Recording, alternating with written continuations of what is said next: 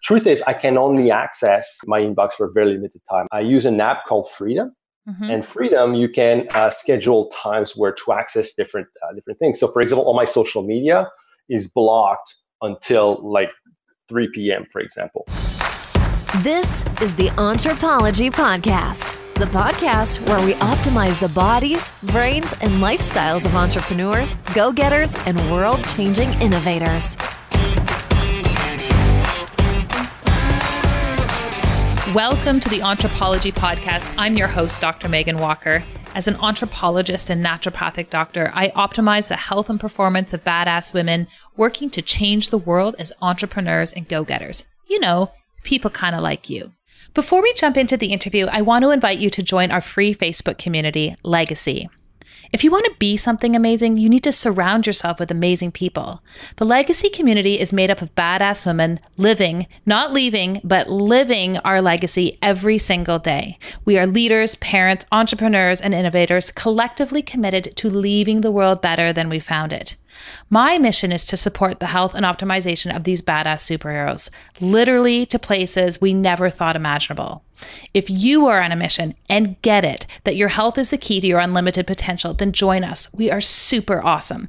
You can find us on Facebook at www.facebook.com/groups/BE Legacy. See you there. So as an entrepreneur, we get caught in this mindset that my business is different, that I am just going to outwork and out-hustle everyone to be able to get to the next level. And when people from the outside stop and try to get you to focus, we have this capacity to go, oh, you know what? I'm different. I have to hustle. I have to do it myself. I have to be the one who's running around like this. But the reality is, that's not true. The reality is that running around like a crazy person, trying to be everything to everyone at all times, ultimately leads to burnout. Ultimately, it leads to ineffectiveness. I was recently at an event in Scottsdale, Arizona, put on by my friend Ruel came.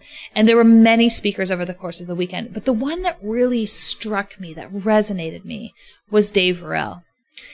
Dave and I sit down in this interview today to discuss some of the topics that he opened, that he put on the floor at this particular event. We look at simple things, the operations of a business, and the things that we need to have in place as entrepreneurs to be effective and to stay healthy.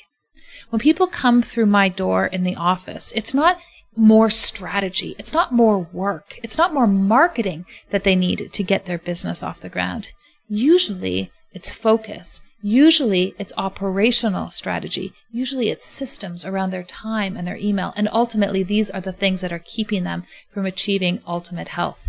I loved what Dave had to say because he drew on his fitness background. He drew on his own interests in health and devised a system, created a plan, and shared with us his expertise around the operational side of being an effective entrepreneur. I love what he has to say. I know you're going to love him too. Dave Ruel. Dave Ruel, welcome to the Entrepology Podcast. I'm so excited to have you here. Megan, I'm stoked to be with you here. Amazing. I heard you speak almost 2 months ago at Ruel Kame's Healthpreneur Live, and I will admit your talk was my favorite. Because I'm really interested, and I work with entrepreneurs, and every day we're looking at what are the problems they're facing on a daily basis, and focus and burnout and the operational side of running their business, which isn't the sexy Facebook feed side. It's the real life side that interferes with their health and their productivity and their vision.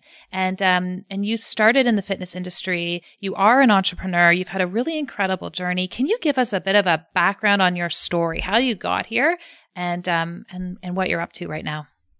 Cool. Yeah. First of all, thank you. We appreciate it.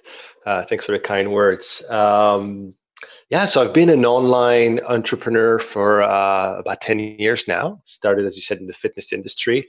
The first business that I launched was actually selling cookbooks in the fitness world. So I developed a cookbook for muscle building. I'm a former amateur bodybuilder, so based on years of painful dieting, constituted of chicken breast, broccoli, and rice, decided to to put a cookbook out for the world to eat for people involved in bodybuilding to eat tastier meals, and we did that. After that, in the fat loss market, I was a fitness coach prior to launching this online business.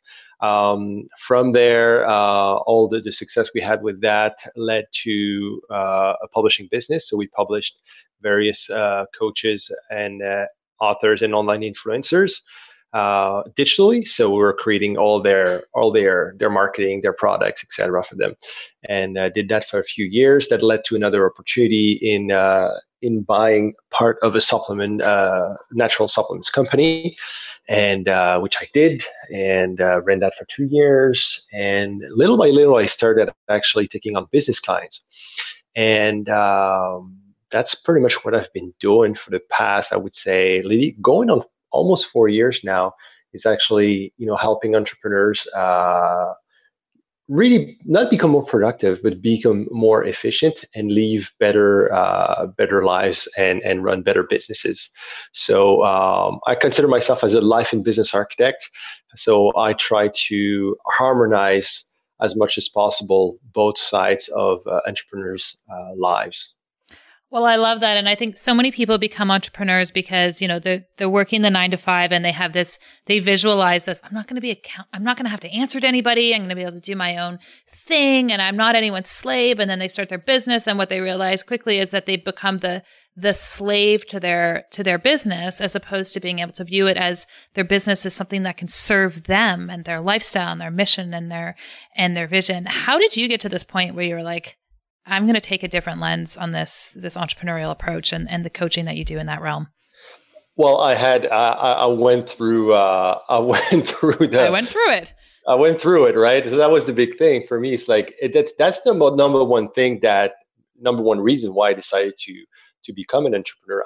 First of all, I didn't want to become an entrepreneur per se. For me, it's like, I'm going to launch my own business and gain more freedom. Right. And that was my main thing. I wanted to travel. That was my number one thing. I know when I wanted family, I wanted to be there for my kids. I wanted to be a great husband as well. Really have the freedom to do what I wanted, when I wanted, with who I wanted, pretty much.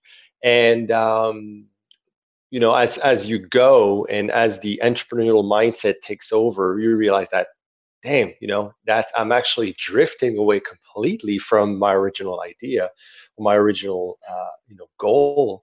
And you end up, driving in a burnout zone pretty fast. So I've been there. And then, I had to, develop systems for myself in order to manage that. And these systems that I use after that with my coaching clients.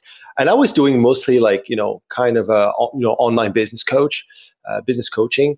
And I specialize more and more as I, with time, into kind of, taking people out of the burnout zone, right? Taking them out of what you said, the day-to-day hustle and bustle, where you end up, running a business doesn't serve you, and you have to change how you operate, right? So I now really help 100% of the time. That's what I do with entrepreneurs. I just bring them through. Either I think them, when they're inside, like going through burnout, and run them through the program, or I help them, make sure it doesn't happen. Right. Okay. So take us, I remember you were giving this talk and you put this slide up, and it was this growth curve of one's business, and the curve went up, and then there were 2 phases on that curve that were literally on fire. And I get that. I was like, oh, so true. And take us through some of the features of that burnout phase. I'm not talking about adrenal fatigue. I'm not talking about the health side. I'm talking about what are some of the lifestyle or business pattern features that you're seeing in these individuals who are stuck in that phase? How do we know we're caught in the burnout phase of building a business? Yeah. So it's easy to get caught in the burnout zone, first of all, but, as you said, there's a journey in entrepreneurship, right? There's an entrepreneurial journey you're going to go through. It always starts with what we call the startup phase, right? Where you go pretty much when you start your own business. You are an expert in some fields. Say, hey, instead of doing that for someone else, I'm going to do that for myself. You get started, and it's a fun time, right? I mean, do you remember when you started your first business, Megan? Like how fun that was to finally get there and living that, right? Totally. I mean, it's a fun time. So you start there, and after a little while, you switch from being an expert to now an entrepreneur, business owner, right? So that's what we call the first pain zone, where there's going to be a lot of adaptation that's going to need to happen. And this is not usually it's a zone where you're going to have a lot of friction. You're going to have to learn a lot. You have to acquire a new mindset as well, which is what I call the first pain zone. In between, there's the growth phase, right? Where after that, your business is going to grow, and there's until like you decide maybe to scale later down the road. But in the meantime, you're faced with two options, right? You can either go what I call the lifestyle zone, which is having the business to work for yourself and the business to actually serve you, or you can go the other way and go drive in the burnout zone. And the burnout zone is where a lot of entrepreneurs drive. Because I mean, you become pretty reactive to what's happening. You're not really it's not something we teach in school, right? We don't teach you to become an entrepreneur. It's just not nobody prepares you for that. And the thing is, we can easily get caught up into the reality of things until and sometimes it's too late to come back from that. You really burn out, and the consequences could be pretty disastrous. So there's this different symptoms you're going to see, or I call them symptoms, but it's not different signs that you're going to be driving in the burnout zone. Like, for example, you're going to be putting out fires most of the time, right? That's what you're going to be always something to fix. You're like, oh shit, something's happening again. Something's something's broken. I got to fix. You feel squeezed, for example. So you feel like there's just too much to do and just not enough time. Right. And I think most entrepreneurs feel that. Endless to-do lists, for example, is another sign you're in the burnout. So you're like, damn, I cannot, go through that full list. It seems to get longer and longer. Right. And longer. I thought when you were talking about this at the conference, I'm just interjecting for a second. There were some things that you said. I was looking around the room. I'm like, I thought that was just me. And you could see everyone had that same look on their face where they're like, oh, everyone goes through that. It was so reassuring. Because you know what? We always think that everybody else has everything figured out, and that oh no, I'm not good enough, or I'm not a good entrepreneur, or listen, 90% or 95%. I don't know. I don't have this. my made up statistic on the spot. My totally made up statistic. No, but most I would say most entrepreneurs go through at least a few of these signs in their journey. And truth is, as I said, it's because it's not something that we teach you. Something that, hey, you've been thrown into that world of owning a business, and nobody's really teaching you hey, it's that's what's going to happen, right? And there's other stuff that can happen leading even to burnout. I've been through a burnout a few years ago, and it's probably the worst experience of my life. It was the most painful moment of my life as well. And you sacrifice so much. You realize that, damn, I've been I was in for freedom, and now I'm my health is being totally neglected. My relationships suffer. My ideas are shit, and my creativity is not good. I'm not creating great stuff. I'm not doing great work. And, you feel like a robot all the time, right? You feel like you're doing the same thing over and over again, always on the edge, and, emotionally drained, problem sleeping, stress, anxiety. And that can lead to depression, even in more severe cases, right? So it's not a good zone to be in, trust me. And I feel like there's this common myth that I certainly see in my practice with entrepreneurs, and you probably hear this too, is they then justify that they're caught in burnout phase and the endless to-dos by saying, oh, you know what, but my business is different than everybody else's. My audience is different. My model's different. My situation's different. So that's why I'm here. Am I correct in saying that this is like one of the biggest myths that holds people in that burnout phase? Yeah, I think we're always going to find like some excuses. So first, like, yeah, as you said, we're going to try to rationalize why we do that. Like, oh, that's the price to pay. Right. That's what entrepreneurship is all about. And that's also like all the bullshit that the culture is feeding us as well. Sure. Right. The whole ethos of hustle and grind. Right. So when you're like, hustling and grinding when you're in the burnout zone, it's never a good idea. No. Right. But you're like, hey, they say that, like, that's what you hear all the time. So if I don't do that, I'm not good enough. I'm not a good entrepreneur. I'm not doing whatever it takes, right? So we bring that, we try to actually sometimes buy more capacity. You know what I mean? I always laugh because like there's a lot of people who meditate just because they think like, oh, it's going to make me more productive. Right. Right. It's like, that's the biggest, and you see like so many entrepreneurs like, yeah, I meditate now. It's in my schedule from 9:15 to 9:17. Like see, that's the thing. We're going to buy more capacity. It's a huge mistake that people make. So yeah, no, we see that quite a bit. And yeah, I think, until you realize and fully accept that you are driving in this zone and willing to do something about it, things are not going to get better. Yeah, no, I absolutely agree. And so I'm assuming that beyond the burning wreckage that is the growth curve of one's business, there is a next phase. What happens post burnout? What happens if we dial it in and recognize that, oh man, I'm caught in a cycle that isn't serving me? How do I jump to that next level? And what does the grass look like in that yard?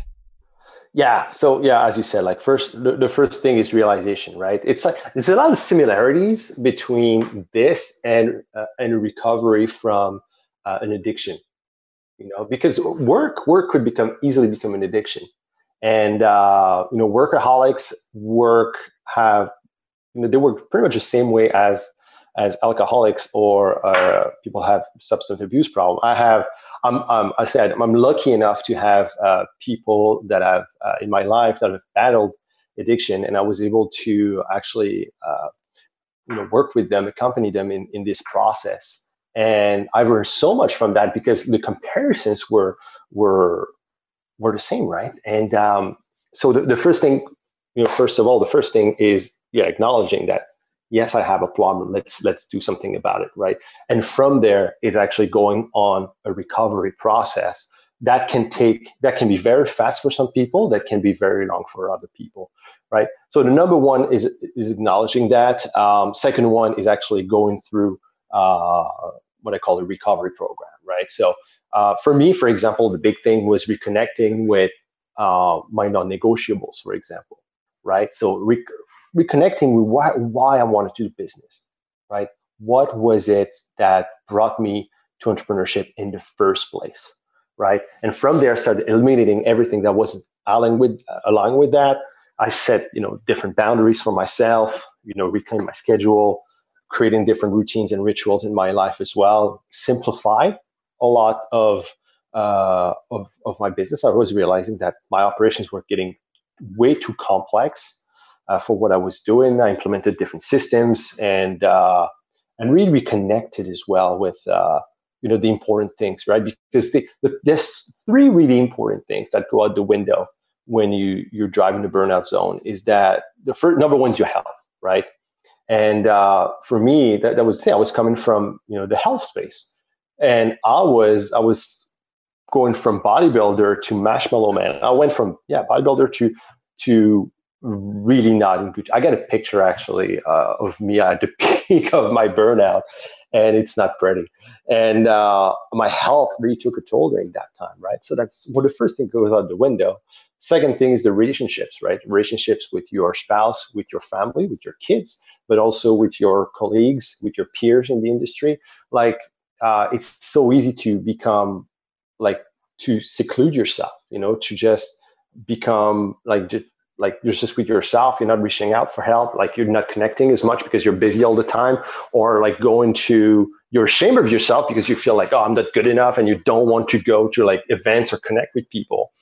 And also freedom, right? Your freedom to create, your freedom to move, to have, to do the things that you really want to do. And when you're in the burnout zone, you don't have that freedom. Usually, like the business dictates that. Like the freedom goes away because the business becomes what you have to do all the time. And I think it's Ben Greenfield who talks about this idea that it's your systems that are actually the gateway to freedom. And, I sat in your talk and you flashed up one of your slides, and it was this, I don't know how you had set it up. I went home and set it up in Excel, but it was your schedule. Your schedule was so simplistic, but I know it was so strategic in how you designed it. Can you talk a little bit about how you structure your time? Because I asked my audience this week, I'm like, is it time or focus that you're lacking? And insightfully, most of them said it's focus. But I think part of how we achieve maximum focus is how we really structure our time. How do you go about doing that so that you are not falling back into that burnout phase, so that you're always moving in a place of growth? Yeah, 100%. It's part of like the system, the structure, and the boundaries that I set for myself. And I think, it's all interconnected. I think focus, time goes together. I think, entrepreneurs don't have really like, I don't think it's a big problem, like how, like managing your time or managing your focus. I think they know what they have to do. The big thing is to manage themselves, right? Self-structure or self-management is so, so important for every single entrepreneur. So I'm going to give you, I can tell you, tell you what I do. And like as far as my schedule goes, do you want me to share that? I want you to share it. And what I'm going to do is I'm going to take a screenshot of how I've set my schedule up, and I'm going to throw it up on our Entrepreneurism Facebook page as well. Gotcha. No, it's as I said, like it's pretty simple, and it changes as well, right? It really changes depending on the way I work. So, for example, like the way I presented it, I presented my schedule at my calendar at the event. It even changed since there a tiny bit. So, for example, the first thing that I do is it's a concept of time boxing. So I'm going to tell you about my weird concept of brain boxing. So it's actually like to be able to focus on one thing at any specific time. And I picture my brain as kind of a basketball court, right? So picture a basketball court, and on each side you had shelves. And on these shelves, there's different boxes. And all these boxes is all the things that you're doing with your life, your business, everything. To play properly on that court, and you could do whatever you want on that court. I say basketball, but just picture an area where you can play. You can only take one box at a time, play with it, play with what's inside. And after you're done, you need to take that box and put it back on the shelves, right? So that's the weird way, I call that brain boxing, but that's a weird way that I picture the way I should operate with my time, but with myself as well. So I call it time boxing because I'm going to take, for X amount of time, I'm going to take this box and I'm going to play with it, right? So the first box that I have is from 6 a.m. to 10 a.m. And you're going to see it's pretty open. It's not task-based. It's really is like activity theme-based. So every day from 6 to 10 a.m., it's the family and morning routine, right? So it's time that I take right for myself, but for my family. So usually it goes like that. I wake up in the morning, I spend time with my daughter, cook her breakfast. Before that, depending on what time she wakes up at, like usually I try to wake up before she does, so I can have time like one for my meditation. My meditation consists of like 15 minutes of just time with myself and my brain. Right? So just like sitting, we got a nice sunroom in my house that looks over the water. In front, we live in front of a river, and I just sit there for about 15 minutes in silence, and I look outside. If it's nice outside, I'm going to go outside and look at the water. And I just think, and that's my form of meditation. I just sit there and soak it all in. And it doesn't need to be all, we always picture meditation as a woo-woo thing that's like, I gotta I gotta do all these things. It's not. Like it could be just like pure time for yourself. So that's my form of meditation. Then as I said, my daughter wakes up, cooks her breakfast, everything. We get her prepared. She's 3.5, right? So we put her actually at daycare for 2 days a week. And then my mother-in-law is here as well with us most days. So she can be in the house and she can have, she can do all these things. So time for my family. And from there, I go on my routine of going to the gym, having a healthy shake after the gym, running a couple of errands, and then I start my week. Usually, I have a time called Money Moves in the morning. So the Money Moves is really time that I use to maintain my business, and also work on my most important things. Right. So it's a 90-minute window that goes from 10 a.m. until about 11:30. And this is where I really, really focus on the important things, right? So the things that are really actually contribute to my business success. So important things that I'm working on right now are maintaining the important stuff, right? If we're going to talk later about the productive action method, it's actually part of that where I focus on my one thing for the day. Then I run like some tasks from about 15 minutes. So just like little things that I have to do. I do emails. So 12 to like about 12:15. Then I go for lunch. So stop, pause. Yep. You do email for 15 minutes? Yeah, not every day though. I try to. Hold on. I do email in the morning. Not every day. I try to keep it for the last thing that I do every day. So there's 2 slots, like time slots, that are open for that, depending on the level of communication that I need with different people. But I have truth is I can only access my inbox for a very limited time. I use an app called Freedom.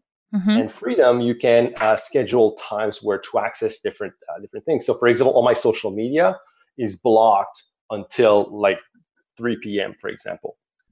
So smart. Yeah, I got it open from 9 a.m. to 10 p.m. if I want, post something on Instagram, for example. But even there, I don't even, I deleted all social media except for Instagram.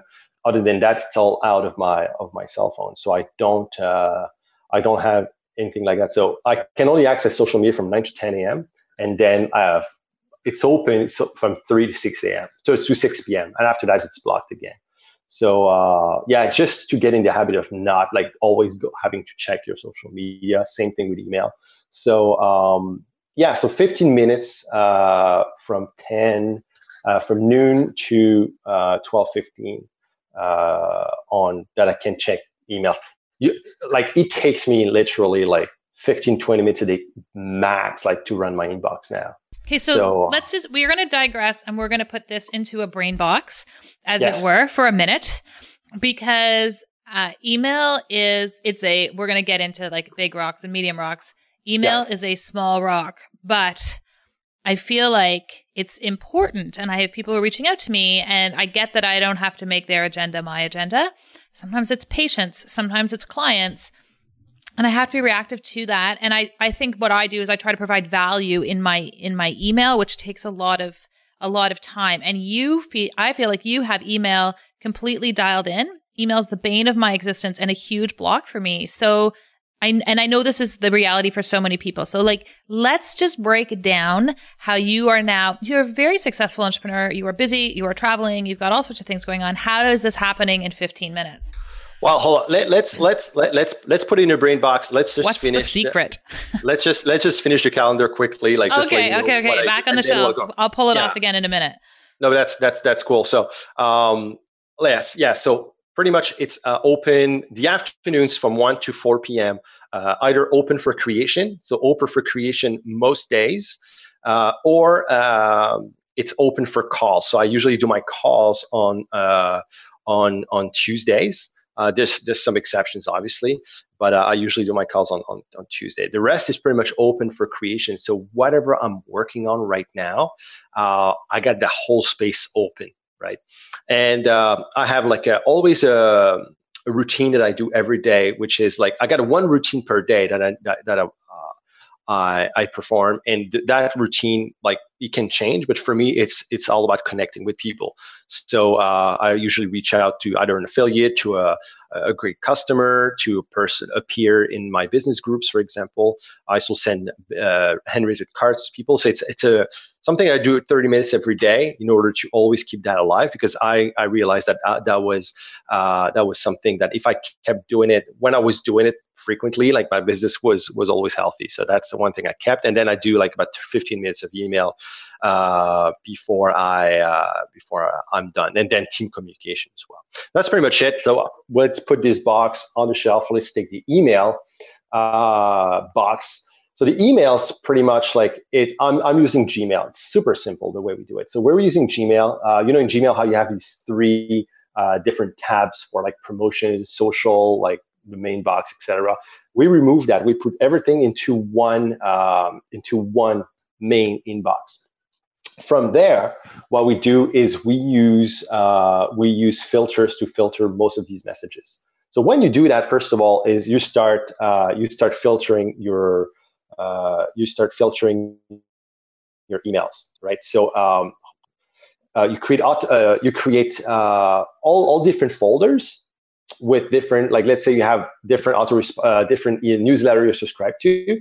You can create a folder called newsletter. Underneath that, you can have, like, I don't know, Megan Walker and like whoever you're subscribed to. Mm-hmm. And you can, depends on what you want to do. You can either like filter them automatically, so they are sent automatically in this folder, so you don't see it in your inbox.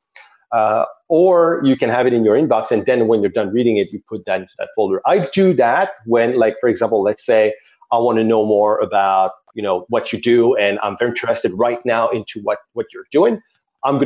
I want you in my inbox, right? I don't want you going automatically in your folder.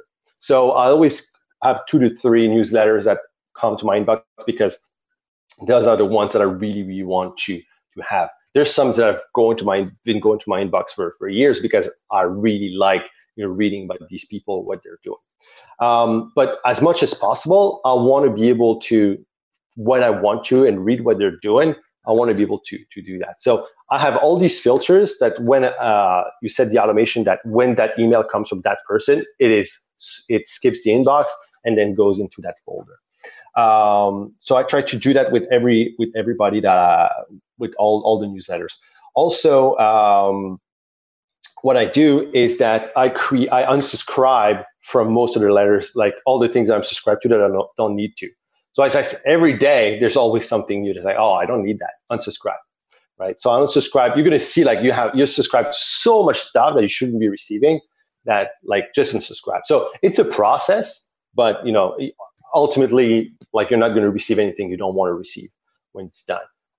And I create my inbox. My own inbox is actually a folder that is outside of the main inbox. So why I'm doing that is that I want to make sure that all my main inbox, when I receive something that I need to attend, for example, I'm going to put it in my inbox. And the reason is that my assistant can go through my inbox. Let's say I'm going on vacation. He can go through my inbox, my main inbox, and put that into my priority inbox. And when I come back, I can reply to these messages, or he can reply to my messages before I do.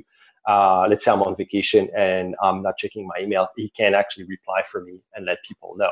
I also have an autoresponder in place that teaches people what to do. So it's like, okay, if you're emailing for this business, for this, you can contact this person, right?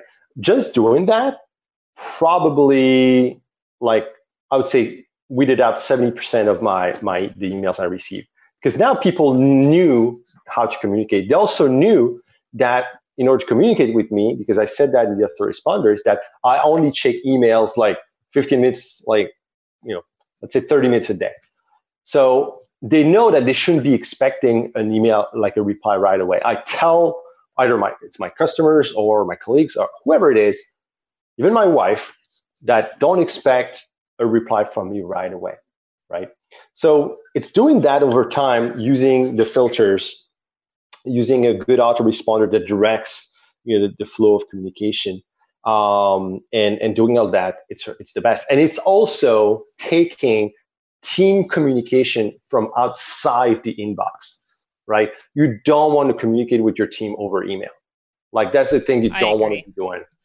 So we switched to a system called Twist. It's a little bit like Slack, but I like the pace better and I like the structure better. And all the team communication happens via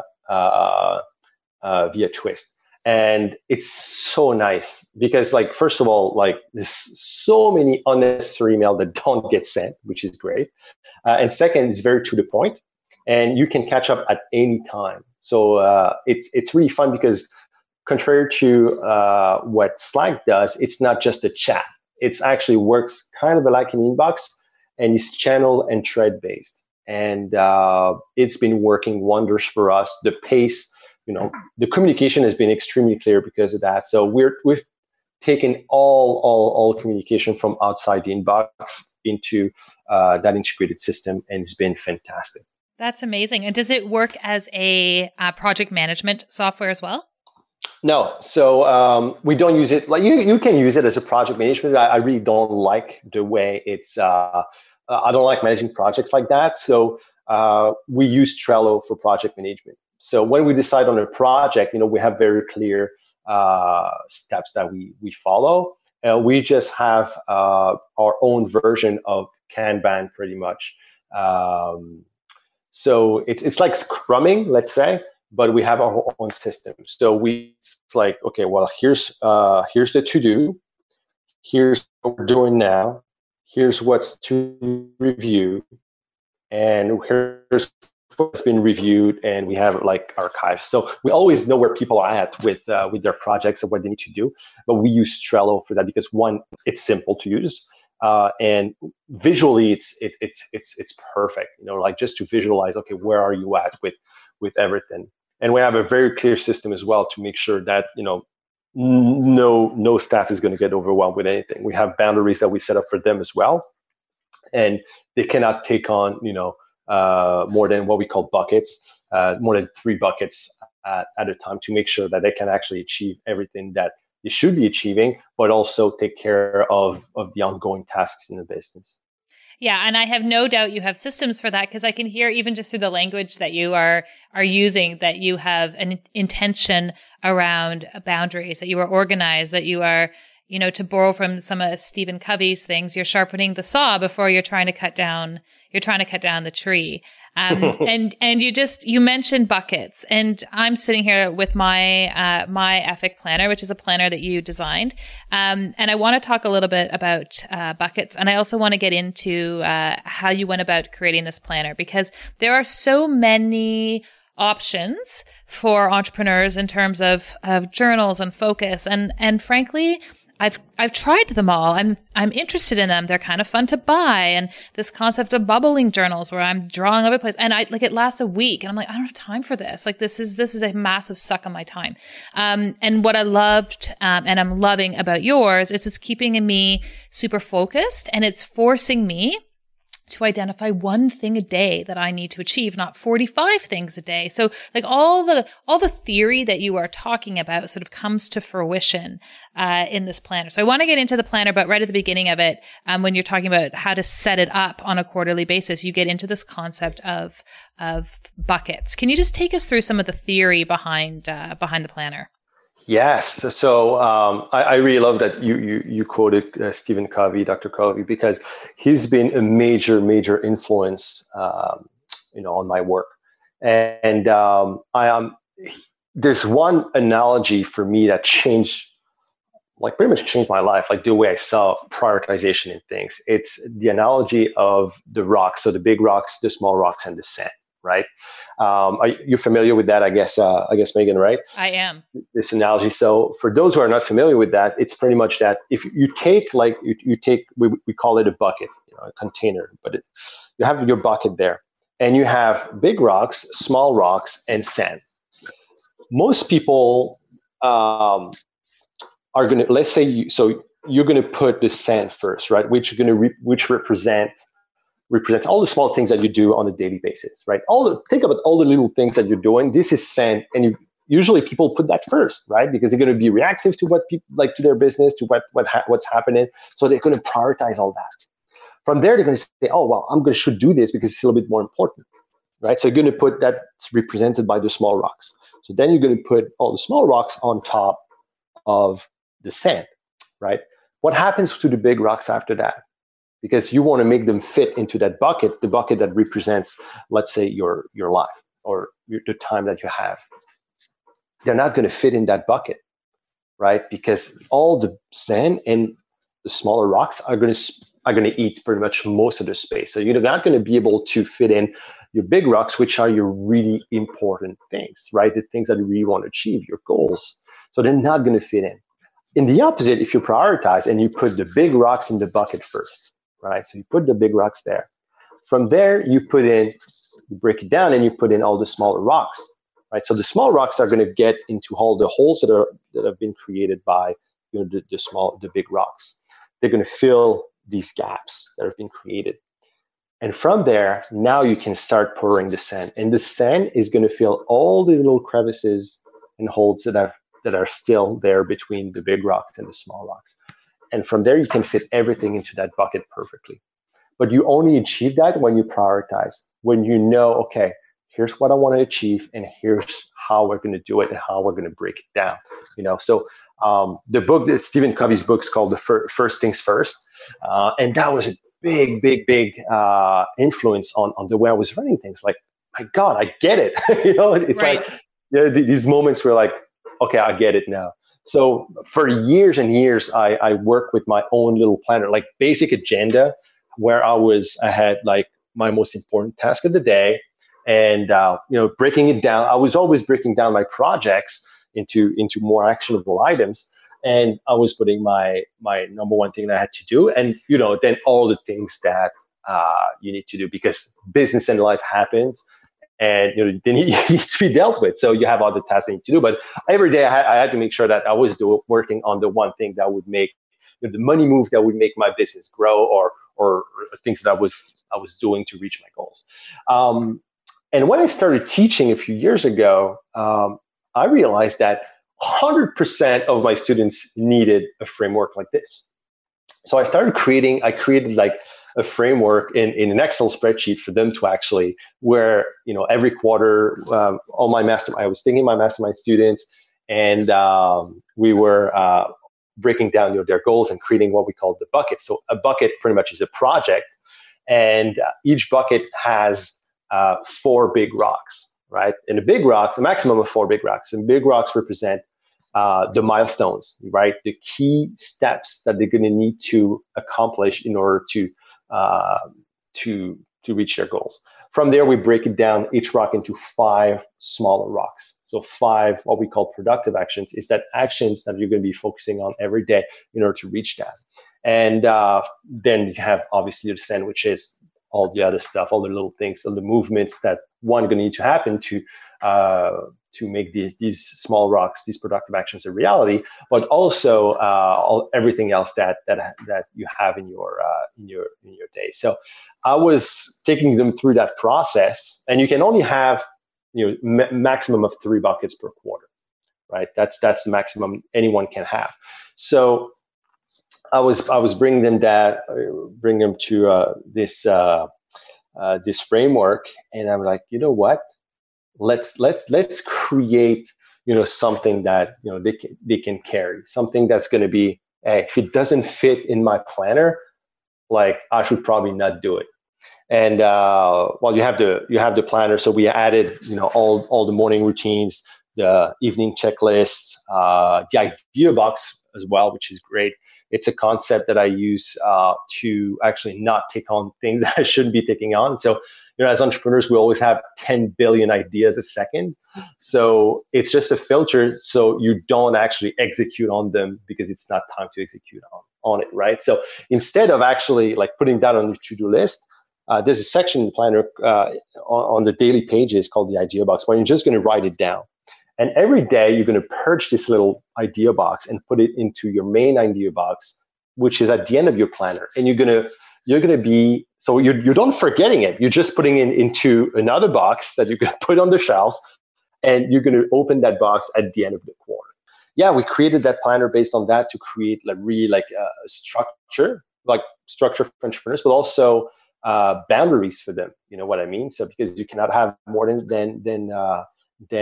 3 buckets. There's one focus, with productive action per day that you need to focus on.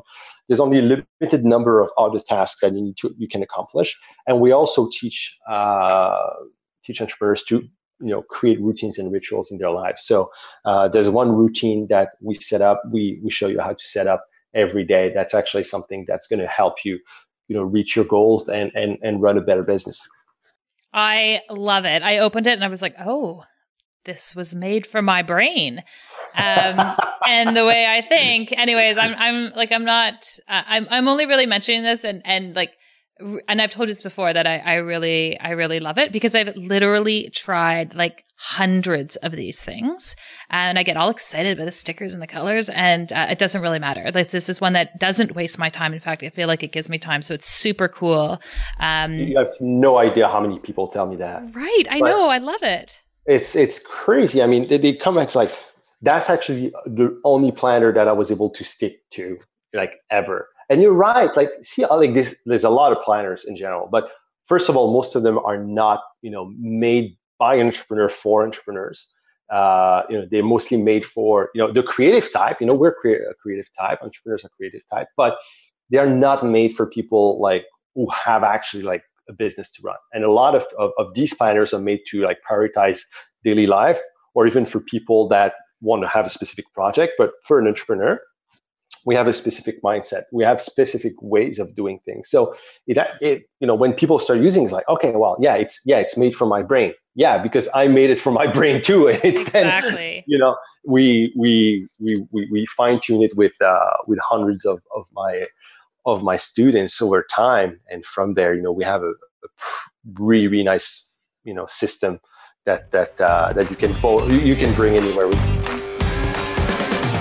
Each month, I'm featuring a new Anthropology quiz to help you unlock and uncover some of the physical performance blocks that may be holding you back from your true potential. When you know better, you can do better. To learn more or to take the quiz, head on over to meganwalker.com/anthropology quiz. While we're talking about the language of entrepreneurs and the uniqueness of entrepreneurs, I think it's a cool opportunity to jump into a few of the rapid fire questions that we put in the second half of our interview. And these are called KPIs, so key performance indicators. And just like we have them in our business, I believe that we have them in our life as well. So I've got 5 quick questions for you that just give people a little bit of insight into and you and what you're up to. You ready? Cool. Yeah, I love it. Okay. Fiction or nonfiction? What are you reading right now? What am I reading right now? I'm not reading anything right now. That's the best answer I've heard all day. I'm not reading. No, I got a lot of books. I'm going to be perfectly honest. I got a lot of books that I need to read. But at the moment, I'm not reading anything right now because it doesn't fit in my in my schedule right now. So no, I'm not reading anything right now. I'm going to tell you. So I got about 3 dozen books that I need to read. So the last one that I read was Rework, a fantastic book. Yeah, it's great. It was the 3rd time that I read it. I really, really like it. So that was the last one that I read. And my next one, I haven't decided. No, I don't know. I'm not going to pretend that I know which one I'm going to read next. I don't know. I got a lot of them there. It's okay. You could throw it up on our Facebook page once you're figured it out. What is the one thing you are most consistent with respect to your health?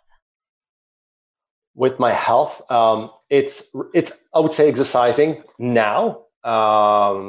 It's been my biggest, obviously, bodybuilding changed my life completely in a way that it allowed me to really have discipline, consistency in my life, in my early 20s, late teens, early 20s.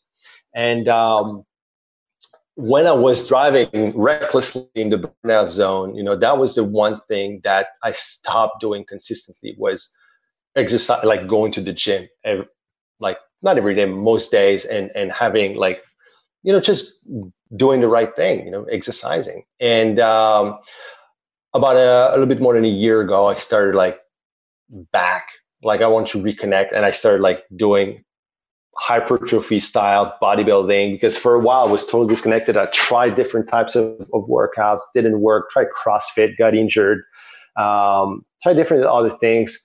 And I went back to the basics, and now like I'm at the gym every morning consistently. And you know what? It goes so much beyond just the health benefits of exercising.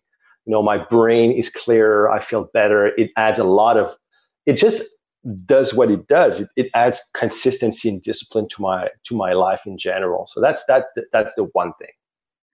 What is something totally badass about you that people would not otherwise know? Wow, totally badass. I was born and raised on a 9 square mile island.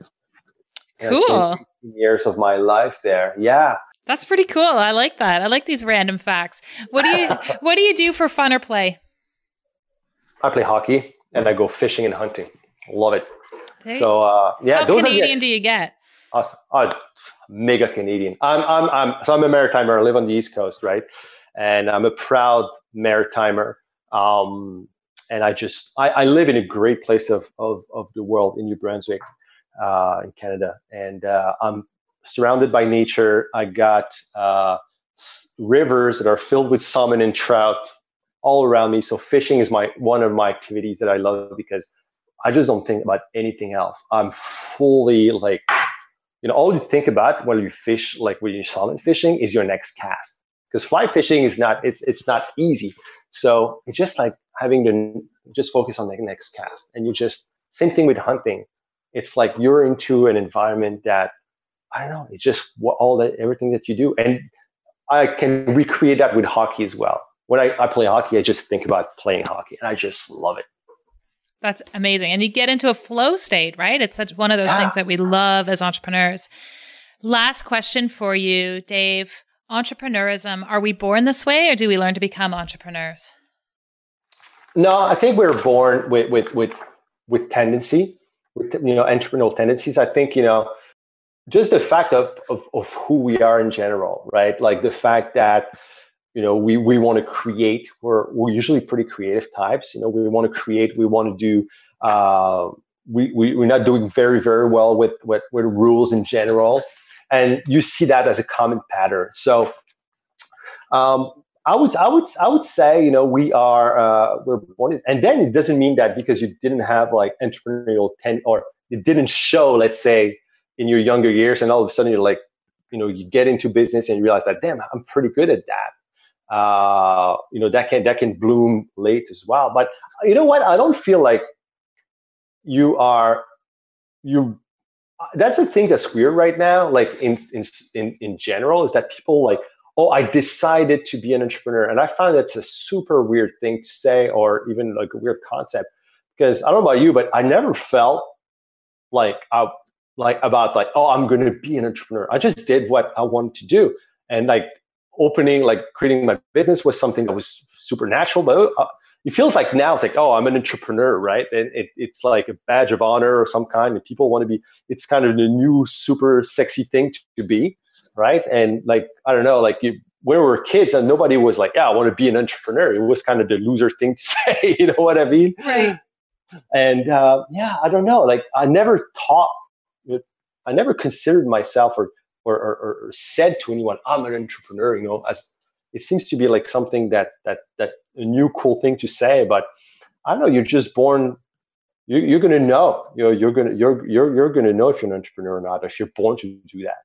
Yeah, no, I agree. Dave, you have so much to offer the world, and you're contributing in such really cool ways. I really resonate with your message and what you are offering the entrepreneurial community. Where can people follow up on your work? And we're also, I'll just mention, going to include a link for people to grab your planner if they want to try it out.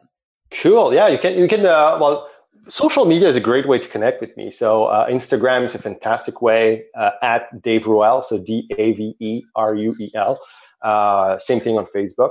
Pretty much the easiest way to connect with me. You can even friend me on Facebook. I very much accept new friends all the time. Website daveruel.com. You can check out my company Effic as well, effic.co. So we talked about the planners. Then look out for my coming book as well. That's coming in spring of 2018, called Burnout, where we're going to be talking about the burnout. So how to break the burnout and reclaim your entrepreneurial freedom.